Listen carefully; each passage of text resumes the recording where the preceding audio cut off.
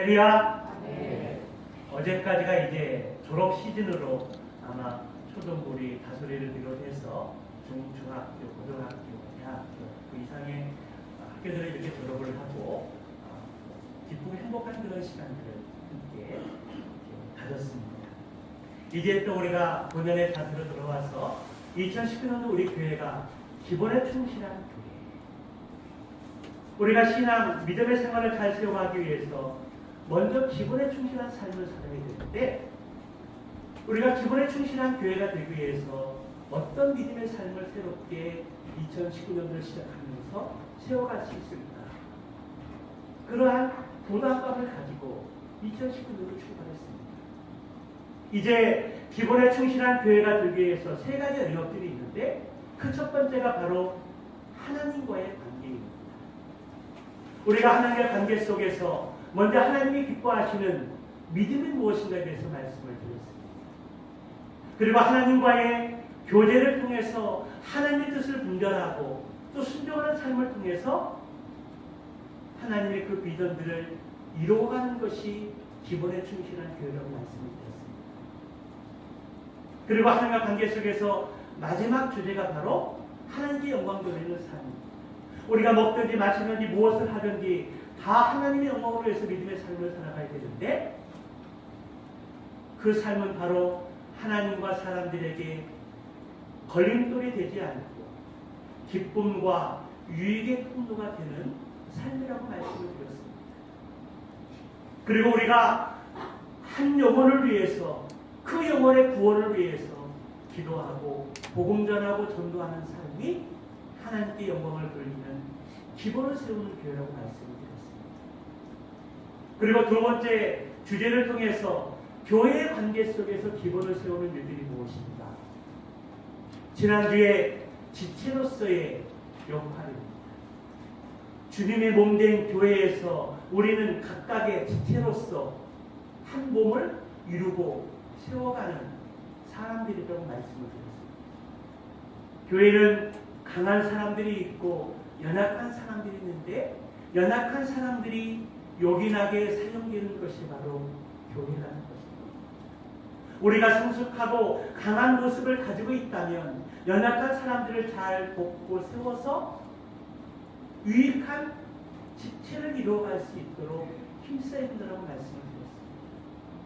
그리고 성도들의 인생 통해서 슬프고 어렵고 힘든 고난들이 있을 때 그것을 함께 아파해주고 함께 그러한 짐을 질 수 있는 것, 그리고 기쁘고 행복한 일들이 있을 때 그런 일들을 함께 나누면서 즐거워할 수 있는 공동체, 이것이 바로 주님의 몸된 교회에서 지체로서의 역할을 감당하는 모습이라고 말씀을 드렸습니다.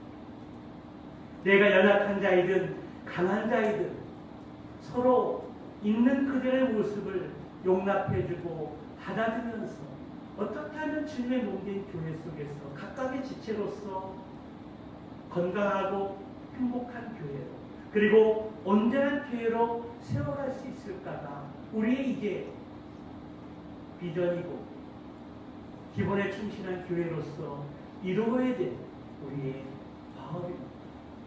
오늘은 교회의 관계 속에서 두 번째 주제가 바로 친교하는 삶의 주제입니다. 제가 1월 첫 주에 기본에 충실한 교회에 대해서 말씀을 나누고 양무리 모임에서 교회 관계 속에서 우리가 부족한 것들이 무엇인지, 지체로서의 역할, 그리고 친교의 생활, 그리고 봉헌하는 삶이라는 그런 세 가지 주제를 통해서 우리가 지금 갈망하고 소원하면서 더 양무리 속에서 신앙생활 속에서 더 이렇게 더 나누기를 원하는 것이 무엇인가에 대해서 나누려 했을 때 우리가 친교의 생활이 부족한 것 같다. 한 주간 동안 직장생활하고 일하고 가정에서 힘든 생활을 하다가 교회에 와서 예배만 드리고 그리고 양머리 모이 1시간 동안 잠깐 하고 헤어지는 시간들이 너무 우리가 연약하다는 것, 부족하다는 것. 그래서 그 양머리에 서고 교제를 나누고 한 주간 후에 목요일 저녁에 모여서 또 식사를 함께 나누면서 교제하고 살아가는 이야기를, 소소한 그런 이야기를 나누면서 친교하는 시간을 가졌습니다. 현대 교회는 친교를 매우 중요하게 생각합니다. 왜냐하면 친교가 활발하게 진행되어지는 이루어지는 교회는 생명력이 있고 생동감이 넘치는 교회라고 인식되어지지만 그 반대로 친교가 이루어지지 않는 교회는 냉랭한 교회의 이미지가 있다고 생각하기 때문입니다. 그래서 교회는 친목의 명목으로 여러 가지 행사의 계획들을 세우게 되는데요. 우리가 작년 연말에 성탄절 칸타타 예배를 드리고 저희 집으로 초대해서 성탄 파티를 함께 나누었습니다.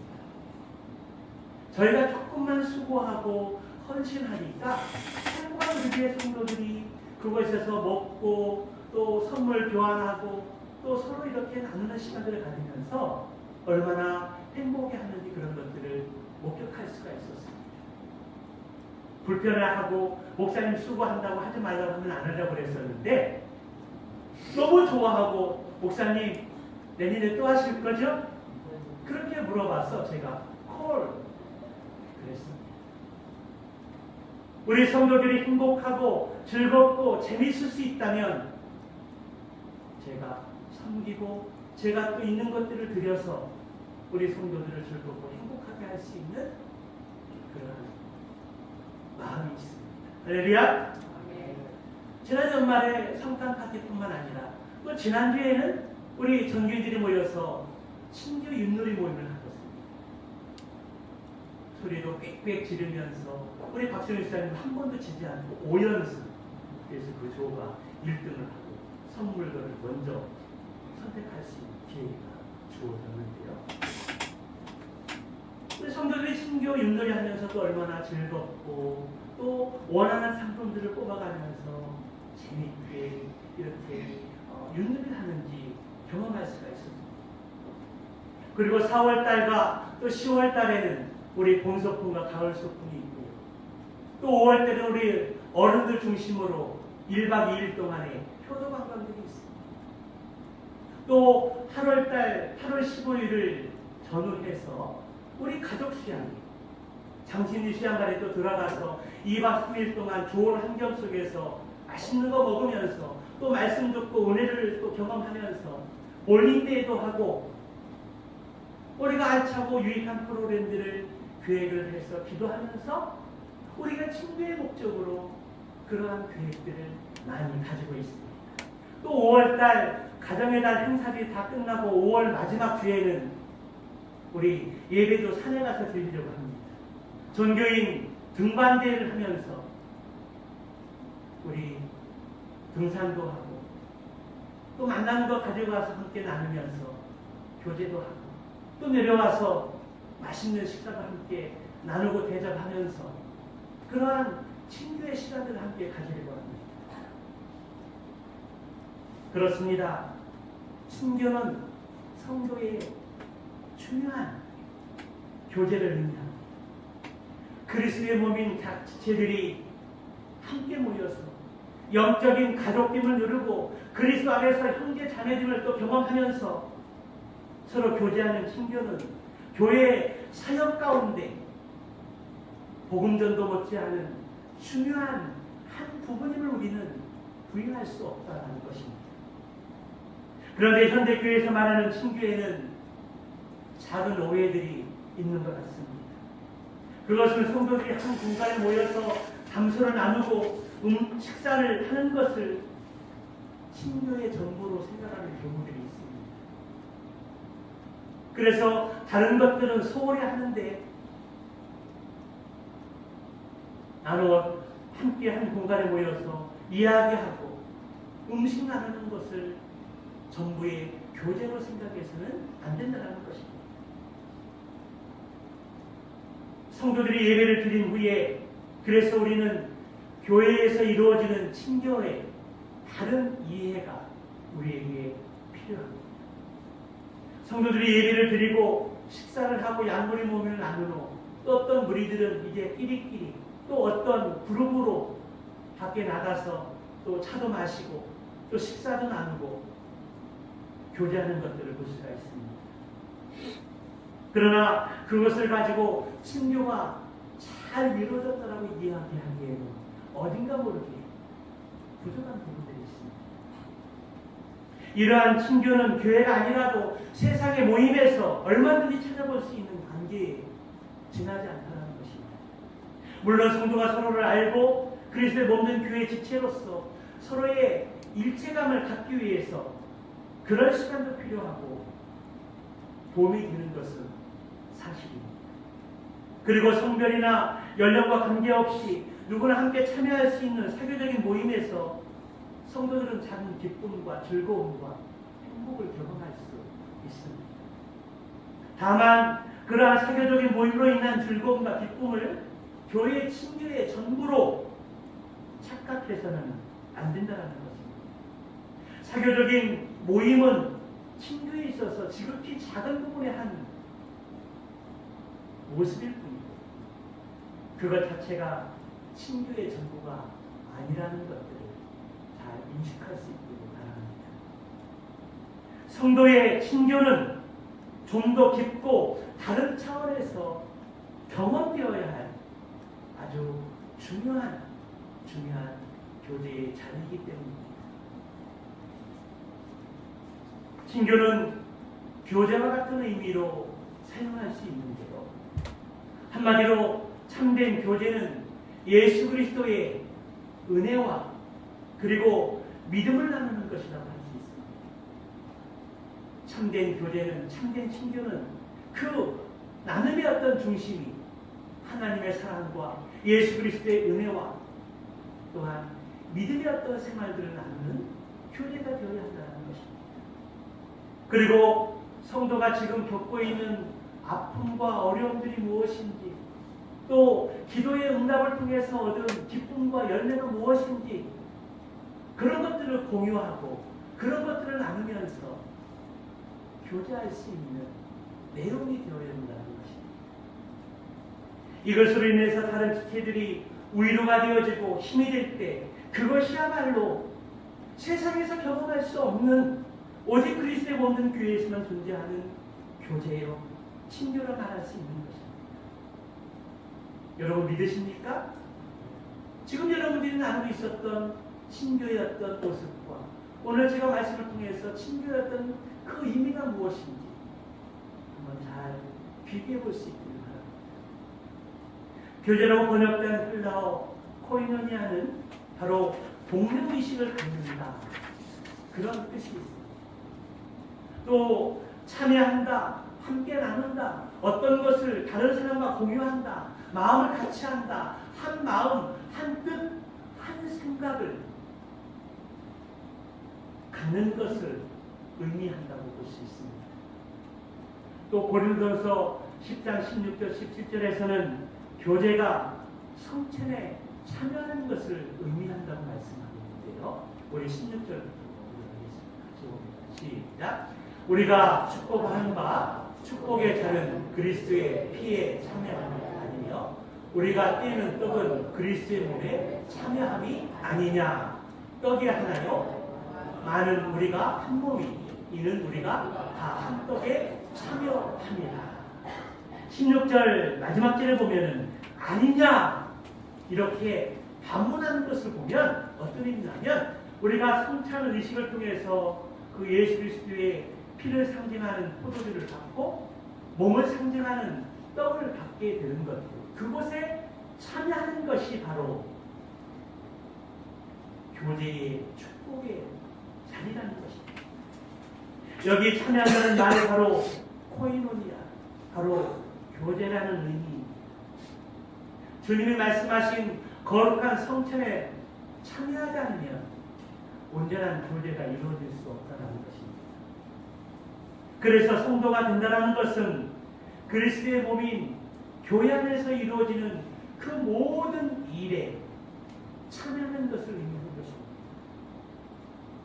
여기에는 단지 예배만을 의미하지는 않습니다.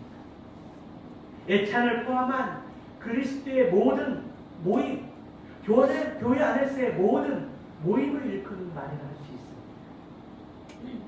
그러므로 참여하기 위해서는 우리가 어떻게 할까요? 참여하기 위해서는 먼저 우리가 시간을 내야 합니다. 시간을 들여야 한다는 것입니다. 이 말의 의미는 우리가 희생이 필요하고 또 헌신이 필요하다는 것입니다. 또 다른 것들을 포기해야 한다는 것을 의미하는 것입니다. 오늘 우리가 함께 읽은 본문은 성도의 교제가 무엇인가를 우리에게 아주 구체적으로 아주 자세하게 말씀해주고 있는데요. 우리 42절의 말씀을 함께 보도록 하겠습니다. 같이 봅니다. 시작. 그들이 사도의 가르침을 받아 서로 교제하고 떡을 떼며 오로지 기도하기를 힘씁니다. 오늘 42절의 말씀에 이렇게 보게 되면 사도의 가르침을 받아 서로 교제하고 떡을 떼며 기도하기에 힘썼다. 교제 안에 포함되어진 모든 영역들을 총망라한 중요한 내용들을 담고 있습니다. 이 구절에 이어지는 말씀들은 초대교회 공동체 생활에 대한 요약을 할 수 있습니다. 먼저 그러기 위해서 우리가 먼저 예루살렘을 이해할 필요가 있는데요. 이스라엘 민족은 성전 중심의 생활이었습니다. 그들의 삶의 일부분이 바로 성전 중심의 생활을 해도 과언이 아닙니다. 회당에서 말씀이 선포되어지고 그곳에서 말씀들을 나누고 그곳에서 교육이 이루어졌던 것입니다. 그래서 그들은 하나님께서 명령하신 여러 절기들이 있는데 여러 절기들 가운데 중요한 세 가지 절기, 특별히 유월절, 이 유월절 절기를 이스라엘 백성들이 지키기 위해서 세계 어느 곳에 흩어져 있어서 삶을 살아간다 할지라도 유월절의 절기가 되면 그들은 모든 일들을 내려놓고 예루살렘 성전으로 향하여 올라왔던 것입니다. 그래서 시편 133편 1절의 말씀이 형제가 연합하고 동거함이 어찌 그리 선하고 아름다운지. 시편 기자가 예루살렘 성전 안에 모여서 예루살렘 안에 모여서 예배하고 교제하고 찬양하고 그러한 것들을 바라보면서 그리스도에서 영적 가족들 형제 자매들이 동거하면서 함께 어우러지면서 하나님을 향해 나가는 그 모습들이 너무나 아름다웠다고 그렇게 찬양하고 있는 것입니다. 당시에 예루살렘 성전에 모였던 인구들이 약 3만 명 정도 그곳에 모였다고 합니다. 요즘에 3만 명의 인구의 숫자는 별 숫자가 아니지만 그 당시에 3만 명은 엄청난 숫자입니다. 이스라엘 남자라면 하나님이 명령하신 그 절기에 예루살렘에 모여서 일주일 동안 하나님 앞에 예제하고 예배하고 또 예배를 드리면서 또 교제하면서 그러한 시간들을 가졌던 것입니다. 그들 가운데 3,000명의 사람들이 사도 베드로의 복음의 말씀을 듣고 회개하고 예수를 인생의 주인으로 모셔드리고 하나님의 자녀가 되는 놀라운 역사가 일어났습니다. 그리고 침례 의식에 참여해서 영적인 가족을 이루었던 것입니다. 그곳에 모였던 사람들이 그러한 놀라운 회심의 은혜가 있었던 것입니다. 그리고 며칠 동안 머물면서 축제의 시간을 갖고 또 한 부류들은 또 말씀을 듣고 또 말씀을 또 나누고 찬양하고 교제하고 묵상하면서 그러한 축복된 시간들을 누리고 나누고 있었습니다. 그 당시에 세계에 도처에 흩어졌던 이스라엘 남자들이 예루살렘에 올라와서 일주일 동안 시간을 갖는다는 것은 그리 쉬운 일이 아니었습니다. 그리고 머물 것도 변변치 않았습니다. 또 물질도 넉넉하지 않았던 그러한 상황들이었습니다. 그러나 그러한 가운데서 그들은 사도의 가르침을 받으며 찬양하고 또 기도하고 떡을 떼면서 음식을 나누는 일들을 힘썼다는 것입니다. 핵심은 바로 이것입니다. 사도의 가르침을 받으며 서로 교제했다. 이것이 바로 말씀 안에서 생명의 교제의 모습입니다. 생명의 나눔이라는 것입니다. 그리스도의 교제가 시작되어지는 지점이 바로 여기에 있습니다. 가르침을 받으며 말씀을 서로 나누는 초대교회의 교제는 더 나아가서 애찬을 나누고 함께 합심하여 기도하는 것으로 그들이 더 이렇게 확대되어 나갔던 것을 볼 수 있습니다. 우리가 앞에서 교제라고 하는 이 코이노니아의 단어 속에서 의미하는 내용들이 뭐라고 말씀을 드렸습니다. 그것은 바로 함께 나누는 것, 공유하는 것, 마음을 같이 하는 것, 그리고 물건을 서로 통용하고 한 마음과 한 뜻이 되고 한 비전을 품는 것. 이것이 코이노니아의 단어 속에 포함되어진 의미이고 또 이러한 것들이 초대교회 안에서 나누고 이루어졌다는 것입니다. 이러한 이야기가 전부 초대교회 공동체의 이야기입니다. 행복한 우리의 비전을 보게 되는 두 번째 비전이 바로 건강한 교회인데요. 건강한 교회의 주장의 말씀이 무엇입니까? 사도행전 2장 46절 47절입니다. 말씀이 길어서 두 구절만 말씀했지만 실은 42절부터 47절까지의 말씀이 우리 건강한 교회를 꿈꾸고 행복한 우리 교회도 건강한 교회를 이루기 위해서 먼저 말씀의 가르침을 받고 떡을 떼고 교제하고 음식을 나누며 기도하기에 힘쓰는 그 모습들이 건강한 모습에 우리가 꿈꾸고 이루고자 원하는 우리 교회의 모습이라는 것입니다.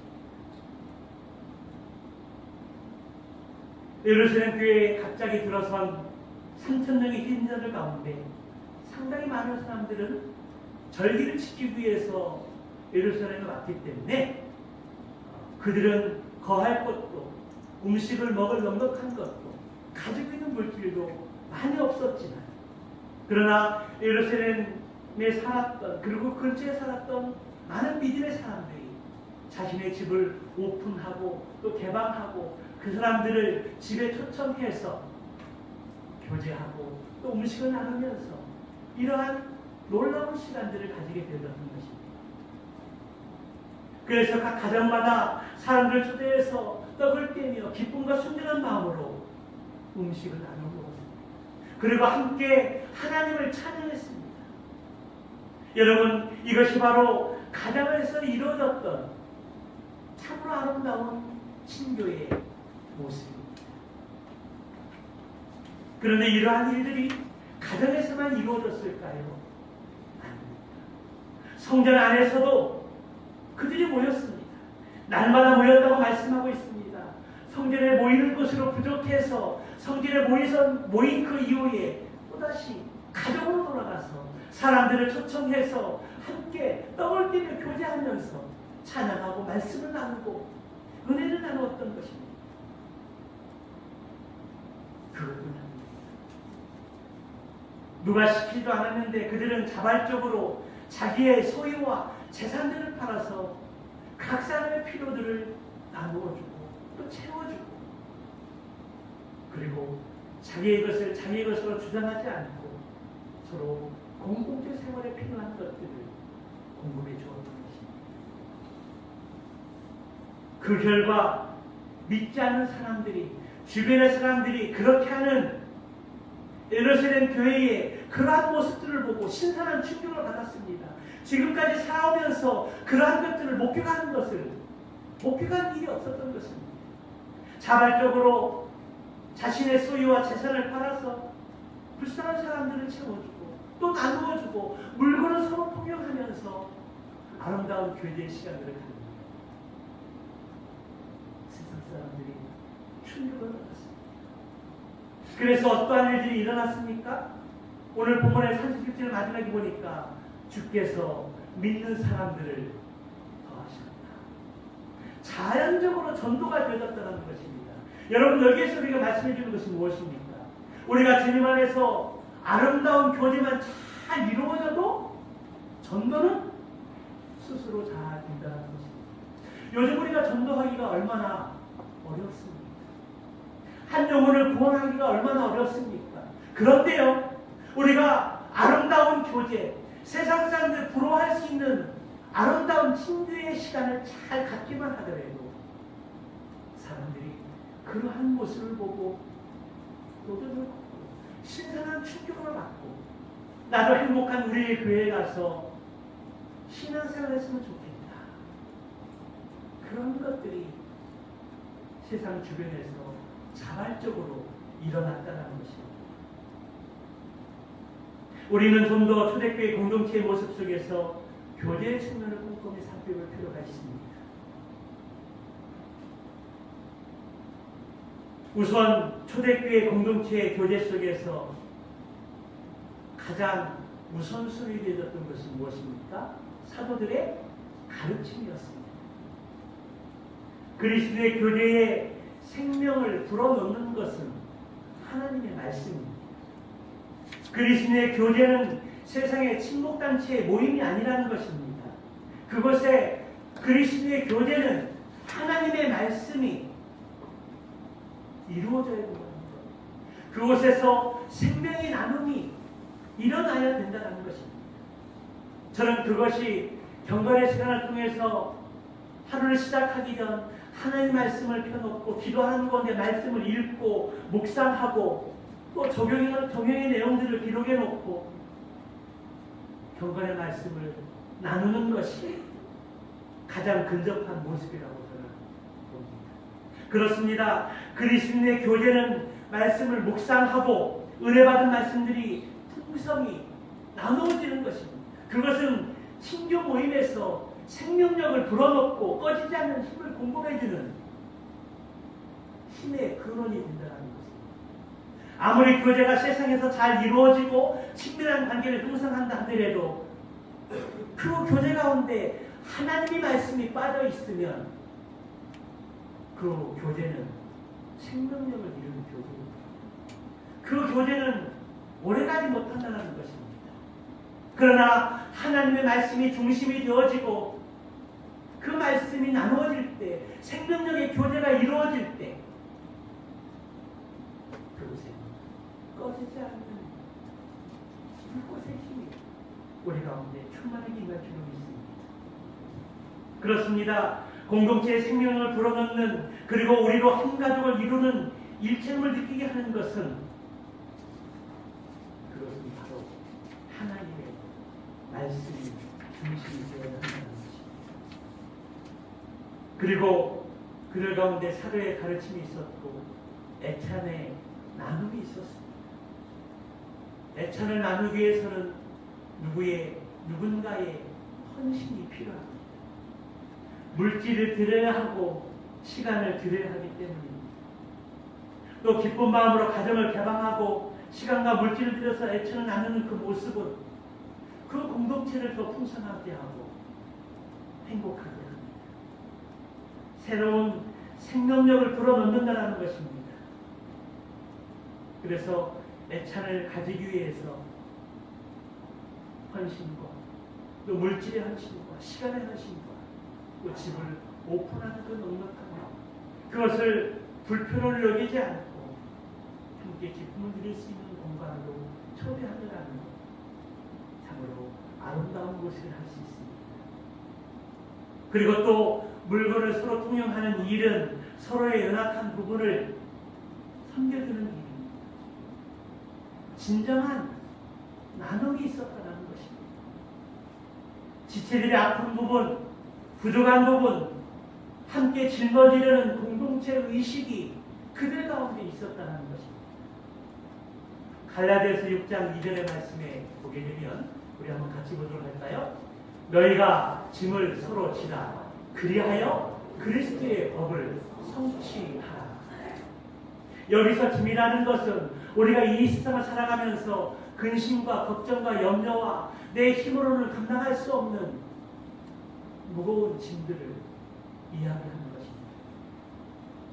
그런데요, 참된 공동체의 모습 속에는 이렇게 지체들의 고난과 아픔과 힘겨운 그 짐들을 함께 나누어지고 함께 공유하고 함께 아파하는, 함께 기뻐하는 그러한 모습들이 있었다는 것입니다. 기쁨을 나누면 2배가 되고 슬픔과 아픔과 어려움들을 나누네요. 바로로 줄어든다는 이야기가 있지 않습니까? 물건을 서로 통용하는 공동체에서는 서로의 짐을 지는 모습이 있었습니다. 그것이 바로 그리스도 안에서의 참된 친교의 모습입니다.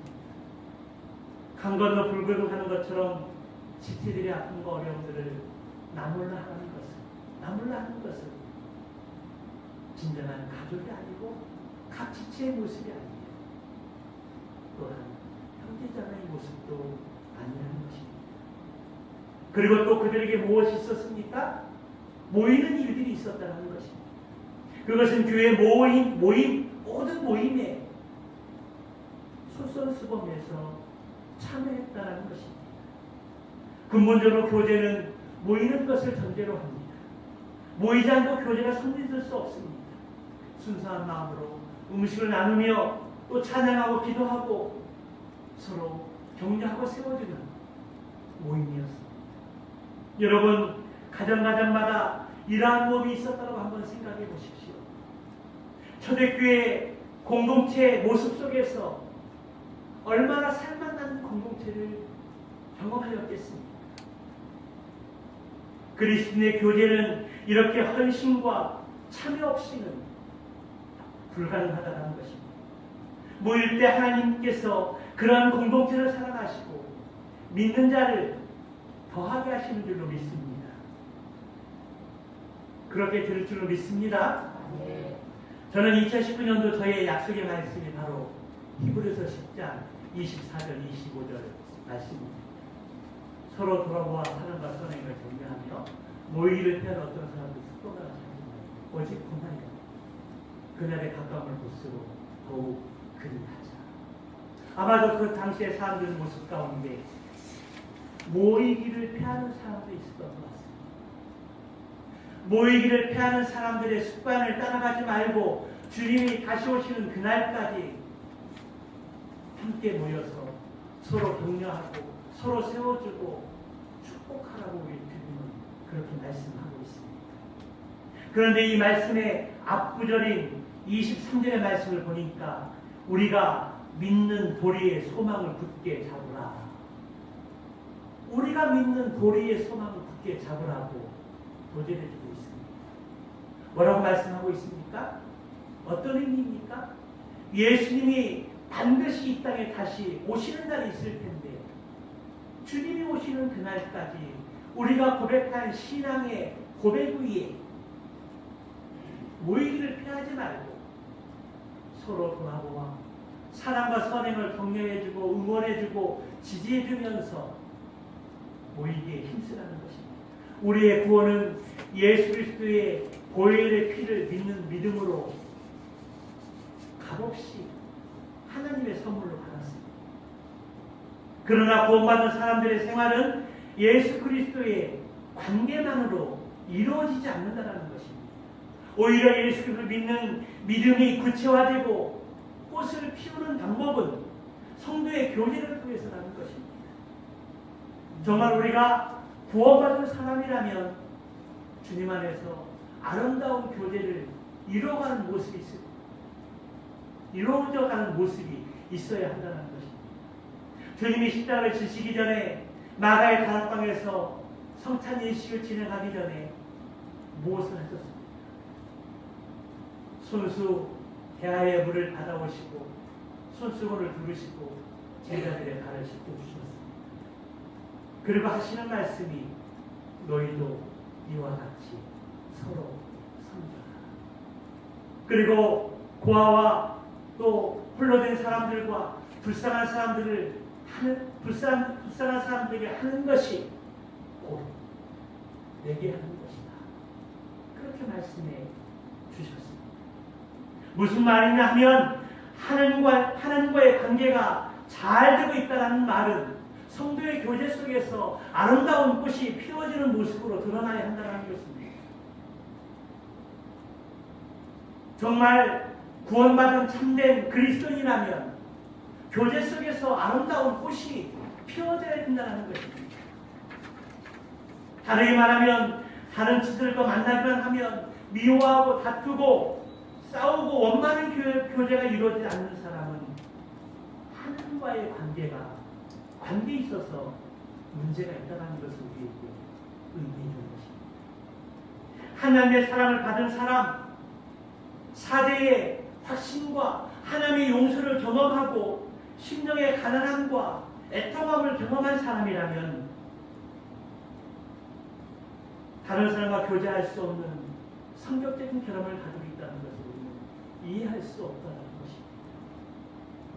우리 성령 하나님은 그 어떠한 결함을 가지고 있는 사람도 예수 그리스도를 닮는 사람으로 변화시키고 세워간다는 것입니다.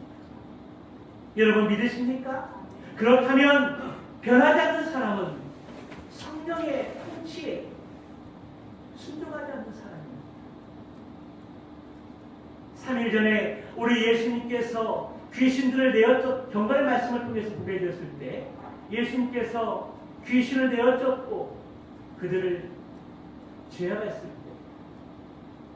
바리새인들이 와서 바알세불 귀신의 왕의 힘을 빌려서 귀신을 내어쫓는다고 모함을 하고 비난했습니다. 그것이 무엇입니까? 성령이 역사하시는 것을 믿지 않고 순종하지 않고 예수님의 사역을 모함하고 비난하는 것을 가리킵니다. 그것은 바로 성령의 역사를, 성령이 행하시는 일들을 믿지 않고 받아들이지 않는 것을 말하는 것입니다. 우리가 주님 안에서 교제가 이루어지지 않는 것입니다. 성령의 인도하신 우리가 순종하는 모습을 할 수 있을 것입니다. 그러므로 교제가 없는 신앙생활은 어느 부분에서 신앙생활이 아니라고 말할 수 있습니다. 문안돌은 스스로 깎이지 않습니다. 함께 부딪히면서 깎여가는 것입니다. 하나님을 닮은 성품으로 변하는 일은 연약한 사람들이 함께 모여서 서로 부딪히며 서로를 용납하고 받아들이는 가운데 성장하고 주님을 닮아가고 변화되어가는 그러한 모습을 우리가 경험할 수 있는 것입니다. 그래서 우리 하나님께서 교회를 주신 것입니다. 하나님께 기도하고 하나님께 예배하는 것만 가지고 신앙생활을 잘하는 사람이라고 생각하는 것은 착각입니다. 물론 기도와 예배가 말씀이 우리의 신앙생활의 가장 중심이 되어지고 기초가 되어지야 하지만 그것만으로 머무르지 않고 우리는 교제 자리로 나아가야 합니다. 하나님의 말씀을 우리가 지금 계속해서 읽고 있는데 특별히 복음서를 비롯해서 요한계시록까지 하나님의 말씀을 차근차근 묵상해 보십시오. 그 말씀을 묵상해 보면 저는 핵심적인 하나님의 교훈의 말씀이 내 이웃을 내 몸과 같이 사랑하라는 말씀으로 귀결될 수 있습니다. 그리스도의 공동체가 교제를 통해서 어떻게 변화되어져 가고 성숙해져 가고 세워져 가는가를 말씀해 주고 있는 것을 발견할 수 있다는 것입니다. 그래서 믿는 도리의 소망을 굳게 잡은 사람들이 이루어야 할 마지막 지점은 바로 그리스도 안에서 아름다운 친교를 이루는 모습이라 할 수 있습니다. 그리고 서로서로가 사랑과 사랑을 격려하는 그리스도의 교제가 잘 자리 잡는 것이라고 말씀을 드릴 수 있습니다. 친교는 성도와 교회에게 주신 하나님의 축복입니다. 교제는 의무가 아닙니다. 성도가 연합하여 동거하는 것은 하나님께서 성도에게 주시기를 원하시는 위로와 격려와 사랑의 축복의 자리라는 것입니다.